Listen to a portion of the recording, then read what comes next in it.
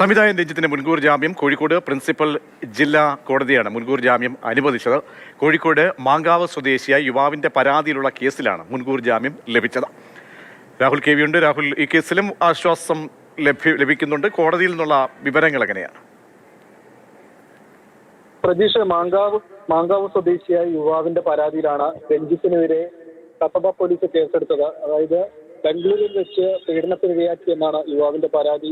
പോലീസിനെ സമീപിക്കുകയും പോലീസ് കേസെടുക്കുകയുമാണ് ഉണ്ടായത്. ഈ കേസിലും രഞ്ജിത്തിന് മുൻകൂർ ജാമ്യം ലഭിച്ചിരിക്കുകയാണ്. 30 ദിവസത്തേക്ക് താൽക്കാലിക മുൻകൂർ ജാമ്യം അനുവദിച്ചുകൊണ്ടുള്ള ഉത്തരവാണ് കോഴിക്കോട് പ്രിൻസിപ്പൽ ജില്ലാ കോടതി പുറപ്പെടുവിച്ചിട്ടുള്ളത്. ഏതായാലും 50,000 രൂപയുടെ 2 ആൾ ജാമ്യത്തിലാണ് ഇപ്പോൾ ഈ മുൻകൂർ ജാമ്യം അനുവദിച്ചിട്ടുള്ളത് എന്ന് തന്നെയാണ്. ഈ സിനിമയുടെ സെറ്റിലേക്ക് വിളിച്ചു വരുത്തുകയും പിന്നീട് ഹോട്ടലിലേക്ക് കൊണ്ടുപോയി പീഡിപ്പിച്ചു എന്നതടക്കമായിരുന്നു യുവാവിന്റെ പരാതി. നേരത്തെ ഈ ബംഗാളി നടിയോട് അപമര്യാദയിൽ പെരുമാറിയുന്ന കേസിലും രഞ്ജിത്തിന് ഹൈക്കോടതി മുൻകൂർ ജാമ്യം അനുവദിച്ചിരുന്നു. ഈ കേസിലും യുവാവിന്റെ പീഡന പരാതിയിൽ എടുത്ത കേസിലും കോഴിക്കോട് ജില്ലാ സെഷൻസ് കോടതി കൂടി മുൻകൂർ ജാമ്യം അനുവദിച്ചിരിക്കുകയാണ്. ശരി, കെ വി രാഹുലാണ് വിവരങ്ങൾ നൽകിയത്. രഞ്ജിത്തിന് യുവാവ് നൽകിയ പരാതിയിൽ ജാമ്യം ലഭ്യമായിരിക്കുന്നു മുൻകൂർ.